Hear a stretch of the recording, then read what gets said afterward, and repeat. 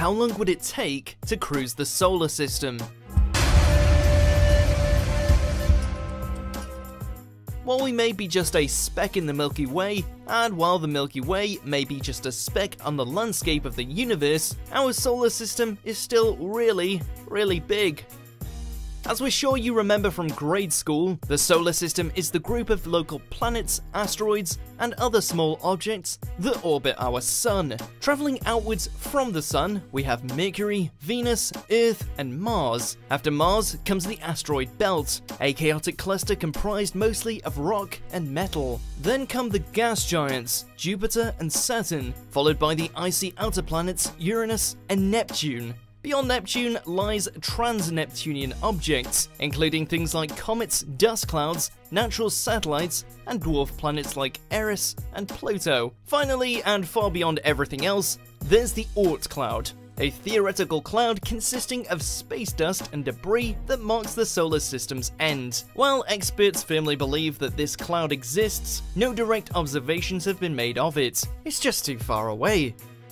But just how far does our solar system spread? What would you have to do to reach its outer edges? And how long would it take? Luckily, we have a nifty little device called Voyager 1 offering up a point of reference, traversing the outer reaches of our solar system as we speak.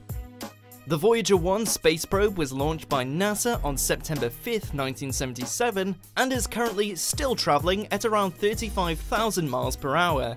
It reached Saturn, its primary target, in November 1980. But on August 25th, 2012, nearly 35 years after launch, it made even greater history by becoming the first spacecraft to enter the interstellar medium, a fancy term for the space between star systems in a galaxy. More specifically, Voyager 1 broke from the reach of the sun's solar winds and entered into deep space. It's currently at a distance of 21.2 billion kilometers from the sun and is so far away from us that it takes a radio signal traveling at the speed of light roughly 17 hours to beam between the spacecraft and our home planet.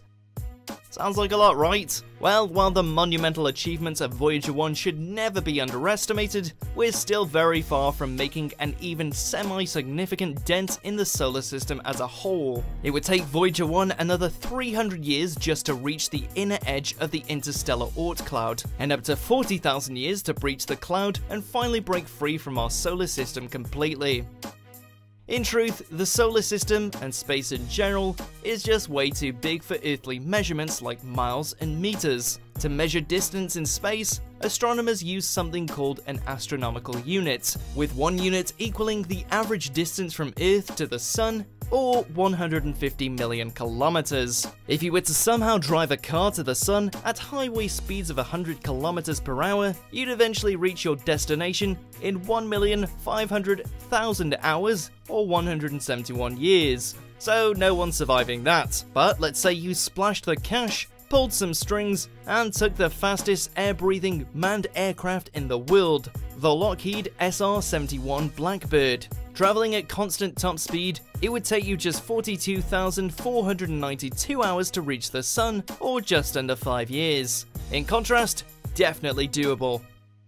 But let's be serious. The distance from the Earth to the Sun is infinitesimal when compared to the size of the entire solar system. Way out there is everyone's favourite dwarf planet, Pluto. Pluto ranges from 30 to 49 astronomical units away from the Sun.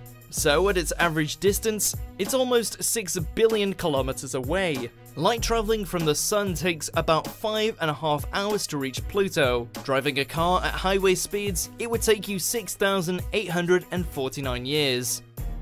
But as we've established, the solar system extends far beyond Pluto. The outer edges of the Oort cloud are about 100,000 astronomical units away, or about 1.87 light years, or 17 trillion kilometers, give or take. Amazingly, the sun's gravity can capture objects as far out as 2 light years away, meaning that the outer part of the Oort cloud is still theoretically shaped by the sun's gravity. Just beyond the cloud's outer edges is the halfway point between our sun and the next nearest star, Proxima Centauri. Beyond that, you're swapping systems. So, in boring astronomical terms, it'd take you nearly 2 years to reach the outer boundary of our solar system if you were traveling at the speed of light. But we can't do that, can we? Let's hop back into our hypothetical space car and go for the ultimate cruise. Hell, you know what? Let's do one better. Let's forego the standard highway driving and up the stakes. Let's pretend we're in the fastest street-legal car in the world, the Bugatti Veyron. And let's imagine we can travel at its max speed of 431 km per hour. Heading for the Oort cloud, traveling at the top speed of the fastest car in the world, it'd be 4.5 million years before you finished your trip. And that's without stopping for fuel or snacks.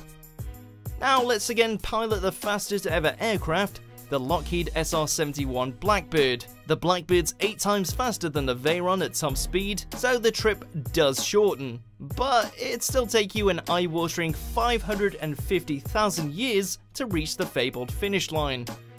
Finally, let's say we hitched a ride on NASA's New Horizons probe, which left Earth at a staggering and record-breaking 58,536 km per hour. It took this probe 9 years to fly by Pluto, so even if it continues its unprecedented pace, it won't breach the Oort cloud for another 30,000 years or more. How long it takes to cruise the solar system depends entirely on what you want to cruise in. In just your standard supercar, 4.5 million years. In a high-tech spacecraft, 550,000 years. On a NASA probe, and the fastest object ever launched from Earth, 30,000. No matter what you travel in, you'd be long dead and space dust before you'd even consider the Oort cloud. Of course, if you chose to travel at light speed, you're looking at around only 1,000 days. But A, that's impossible, and B, that's cheating. So yeah, the solar system's pretty darn big. And remember, it's just one small speck in the Milky Way, which is but a tiny grain in the grand scheme of the entire universe. So next time you're complaining about your daily commute, remember this video and relax.